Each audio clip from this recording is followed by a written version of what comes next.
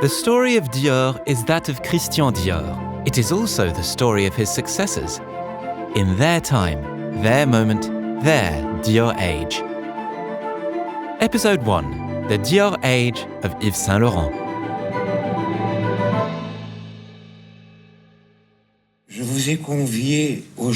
I have invited you here today with great emotion to announce important news concerning my personal life and my profession.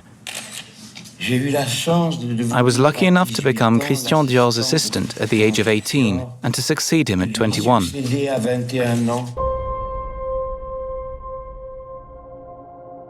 At the time of his farewell, in 2002, Yves Saint Laurent remembered his beginnings at Christian Dior with his Monsieur Dior, to whom he was then the pretender and of whom he would become the orphan. Let's go back in time, to October 24th, 1957. Haute couture is in mourning. Christian Dior is dead, and his death has created a huge wave of sympathy in the world. The door closed on the house and the flat of Paris' leading couturier. 2 mois avant de mourir, 2 months before dying, quand ma mère est venue me chercher au studio, il lui a dit he told my mother lorsque that I would succeed him. sera mon successeur. It's official now, the House of Dior continues. Indeed, there's a press conference going on at Christian Dior right now. It's a team made up of Raymond Zenacker, who has always been Christian Dior's closest and most precious collaborator, and Yves Saint Laurent, the young, shy, and modest designer of the house, who will continue the school created and wanted by Christian Dior. That's really where I learned my trade. I thought that it was enough to know how to draw to be a dressmaker, but when I arrived in Paris, since I had just come from the provinces, I was not. Yves Saint Laurent came from Oran, his province, as he called it, because Algeria was still under French rule at the time. 1936 was the year in which Yves Mathieu Saint Laurent was born. It was the first day of August, a Saturday. Lucienne and Charles, his parents, were overcome with joy at the arrival of their first child. His father enjoyed a successful position. He was doing well in insurance and also running a chain of cinemas in Morocco. The family wanted for nothing, least of all love. But a tragedy lay in store: school. What horrors awaited at the Sacré-Cœur, where in the schoolyard Yves was taunted and humiliated. So he retreated into himself, escaping and travelling in his mind, dreaming up theatre for his paper dolls, and soon dresses for his mother and 2 little sisters, Michelle and Brigitte. These were his very first creations, made by the local seamstress. But to get that je ne sais quoi that comes only with couture meant that he would have to go to Paris. Yves took a plane for the first time in December 1953. Accompanied by his mother, he came to accept his 3rd place prize in the International Wool Secretariat competition. He also took the opportunity to stroll in a part of Paris that made his heart beat that bit faster, Avenue Montaigne. Stopping in front of number 30, the address of the House of Dior, he announced to his mother, "This is where I will be working one day." In the meantime, he met Michel de Bruneuf. By a stroke of good fortune, his father had a friend who knew him. For Michel de Bruneuf was director of the powerful Vogue Paris, a key player in fashion and a close friend of Christian Dior. So de Bruneuf received the young man in his splendid office on Place du Palais Bourbon. Shrinking with shyness, Yves nevertheless showed him his sketches. Michel de Bruneuf was impressed by the young man's drawings, and he told himself that he had not wasted his time in looking at them. To be continued. Yves obtained his baccalaureate, honor roll, then entered the École de la Chambre syndicale de la couture parisienne, the obligatory rite of passage for those seeking to pursue a career in fashion. But he was bored there. School was clearly not for him, especially since he already possessed the talent of a great couturier, and he knew it.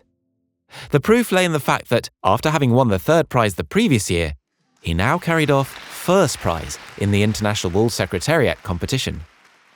Bernard Lafay, chairman of the city council, presents Yves Saint Laurent from Oran with the prize for the fashion design competition organized by the International Wool Secretariat. With Yves Saint Laurent, a young 18-year-old designer, North Africa scored a point against metropolitan France. He had come first out of more than 10,000 amateur designers. Now, Yves could return to see Michel de Bruneuf, especially as he had new drawings to show him. This time, the director of Vogue had his doubts. He wondered if these sketches were really his own. So closely did they resemble those of his friend Christian Dior, who was in the process of preparing his winter 1955 collection at the same time. How was it possible? De Bruneuf was surprised, and Dior was astonished once he saw the sketches by this stranger named Yves Saint Laurent.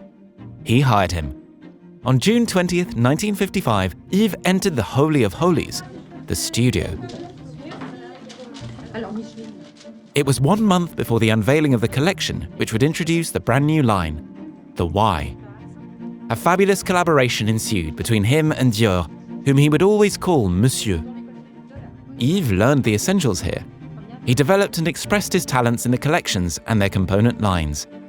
Flèche, aimant, libre, and fuseau, the last for the winter of 1957. Then there he was, suddenly, without Monsieur, the only one now carrying the Dior mantle. Who designs these dresses in the house of Dior? Well, only one person. Whom is you? Yes. And are you happy with this first collection? I'm not unhappy with it. Yves Saint Laurent played it low-key and modest, which is not to say that he was lacking in self-confidence that morning. The fateful date was Thursday, January the 30th, 1958, and it would soon be 10 a.m. The hour of the show for the international press, department store buyers, and friends too. Imagine his stress, having to demonstrate that Monsieur Dior was right and that the House of Dior was correct in naming him successor. He couldn't really miss, but how can one when one is a genius, which is what everyone had already dubbed him. And clearly, no one was wrong on that front. The proof came with this collection, the collection, and a show opening with the model Odile wearing the first look. Called Trapèze. Trapèze. The name announces the mood, or rather the line of the collection. Svetlana was in a grey wool dress, topped with a boater trimmed in lily of the valley. Who knows why Yves named it Bonne Conduite, which cryptically translates as good behaviour. Bonne conduite. The audience applauded, particularly so Edmond Charleroux, the editor-in-chief of Vogue Paris, who decided that this was the look that would grace the cover of the March issue devoted to the new collections. Furthermore, that issue opened with the famous image of Yves surrounded by photographers on the balcony. Such a thing had never been seen during Monsieur Dior's time. Allô, Liselina? Yes, I'm here, but not very comfortable. I had to hide on the balcony because Yves Saint Laurent was so caught up in the crowd. He can't get through. He can't get onto the balcony, so I have to get in myself. I don't know if you can hear the rumors of the crowd, but we are absolutely squeezed like sandwiches. Yves Saint Laurent, I'm going to ask you an absolutely trivial question first. What impression does this huge success make on you? I'm very moved. I'm also very happy. But I'm very moved when I think of Monsieur Dior. Of course, Yves Saint Laurent never forgot Monsieur Dior.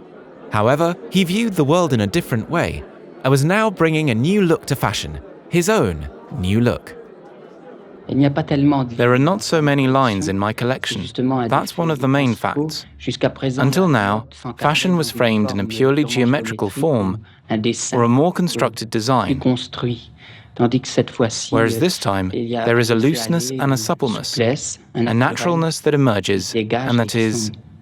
More like a search for style? A search for style, yes. I think that the line is lost in favor of a style.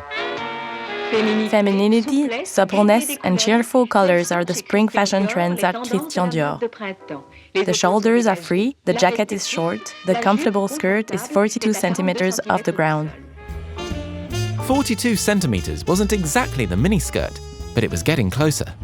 Yves Saint Laurent designed clothes for young women, the girls of his generation.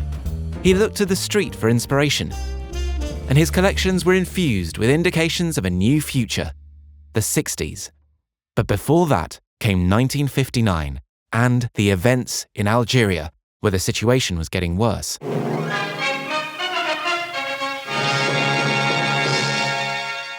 There is an Algerian entity. It is up to Algerians to decide their own destiny. General de Gaulle prepared his fellow citizens for the idea of an independent Algeria. War was inevitable. Yves understood that he wasn't going to see Oran, his parents, and his sisters again for a long time. The other twist of fate was military service. He was 24 years old and could be called up at any time.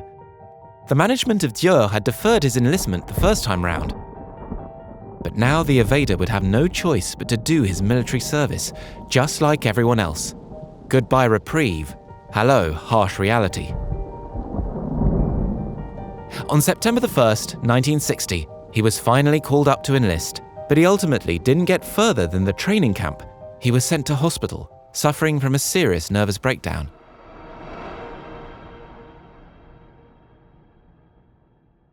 With Yves out of action, the House of Dior was in turmoil. Marcel Boussac, its owner, had to find a replacement. Otherwise, there would be no collection in January. The light of this rising fashion star has suddenly been extinguished, and it heralded the beginning of his end at Dior. And if that were to be a hostile break, well, we certainly wouldn't try to stay with people who would reject us. Yves left the Val-de-Grâce military hospital on November the 14th, except that in the meantime, Marcel Boussac had resolved to temporarily replace him with another creative, Marc Bohan, who until then had been in charge of Christian Dior ready-to-wear in London. And now Bohan was working on the next haute couture collection, set to be presented on Avenue Montaigne in January 1961. But then, what would happen after? What would Marcel Boussac decide? Which one, Yves Saint Laurent or Marc Bohan, would be kept on? This podcast was brought to you by Maison Dior. Discover the world the house encompasses, from haute couture collections to perfumes, by subscribing to the Dior podcasts, available on all audio streaming platforms.